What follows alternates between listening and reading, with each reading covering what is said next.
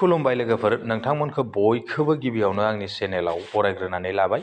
आसा खालामो नोंथांमोना आंनि भिडिअखौ जोबजासिम नायलांगोन आरो सोरबाफोर चेनेलाव गोदान फैदोंब्ला बा दासिमबो जुदि आंनि चेनेलखौ साबस्क्राइब खालामाखैब्ला अन्नानै आंनि चेनेलखौ साबस्क्राइब खालामनानै ला, लोगोसे लाइक आरो शेयार खालामना होदो लोगोफोर। दिनै नोंथांमोननि थाखाय मोनसे गोजोनथाव रादाब होनना बुंनांगोन। नोंथांमोननि जि प्रधान मन्त्रि आवास योजनानि न'खौ गोबां मानसियानो माब्ला मोनगोन होननानै नेनाय मोनदों लोगोफोर।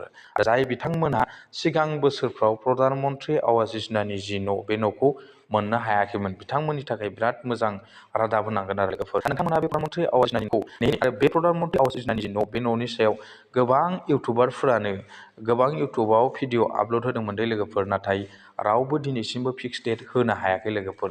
दा नोंथांमोना बे प्रधान मन्त्रि आवास योजनानि जि न' बे न'खौ नोंथांमोना माब्ला मोनगोन, आं बेखौ नोंथांमोननो फोरमायहरनि लोगोफोर।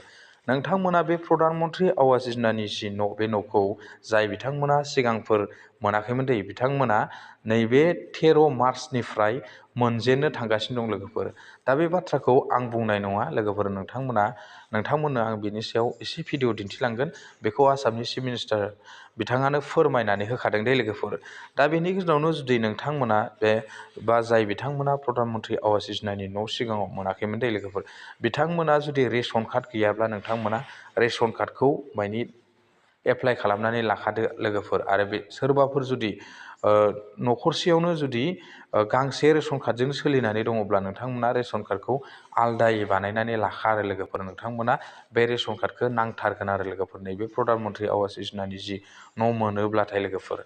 आरो बेजों लोगोसे नोंथांमोननि जि जब कार्ड, बे जब कार्डजों जुदि नोंथांमोननि आधार कार्डजों जुदि लिंक गैयाब्ला, जब कार्डजों जुदि आधार कार्डजों नोंथांमोनाव जुदि लिंक गैयाब्लाथाय लोगोफोर, नोंथांमोना लिंक खालामनानै लाखादो आरो लोगोफोर। नङाब्ला नोंथांमोना लास्ट किस्तिनि जि फैसा, बे जब कार्डआव हाबनाय बे 30,000 रांखौ नोंथांमोना जोबथारनाय किस्तिनिखौ नोंथांमोना जब कार्डनि फैसाखौ मोनहैनाय नङा लोगोफोर। आं बेखिनिखौ नोंथांमोननो फोरमायखाबाय। जुदि नोंथांमोनाबो जब कार्डजों जुदि आधार कार्डजों लिंक गैयाब्ला बेखौ लिंक खालामनानै ला। बेखौ लिंक खालामनाय खामानिया दा गामि एरियायाव माने सोलिबाय दं आरो बेखौ माने GRSआ थांनानै बेनि जि लिंक खालामनाय खामानि बेखौ मावगासिनो दं लोगोफोर। नोंथांमोननि ओनसोलावबो थांदों जानो हागौ, बयनिबो ओनसोलाव माने बे खामानिया सोलिबाय दं आरो लोगोफोर।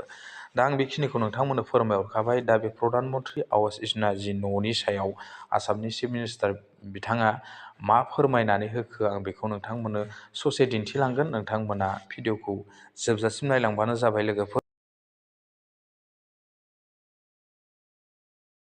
চাহ শ্ৰমিকৰ মাটিৰ পট্টা দিয়াৰ অভিযান আমি অহা 13 মাৰ্চৰ পৰা আৰম্ভ কৰিম। কিন্তু মোৰ যিটো লক্ষ্য যে মাটি দিয়াই নহয়, মাটিৰ লগত এটা ঘৰো দিব লাগিব। কাৰণ আমি মাটি দিলোঁ, কিন্তু ঘৰ নহ'লে মাটিৰটো মূল্য নাই। মই শিৱৰাজ সিং চৌহানক অনুৰোধ কৰিছিলোঁ যে তেওঁলোকে মাটিৰ পট্টা পোৱাৰ লগে লগে এটা যাতে প্ৰধানমন্ত্ৰী আৱাস যোজনাৰ ঘৰো আমি দিব পাৰোঁ। তেখেতে কাৰ্যত মোক সন্মতি জনাইছে যে হয় আমি দিম, ছাৰ্ভে এটা কৰি চাই লওঁ কিমান মানুহক দিব লাগিব।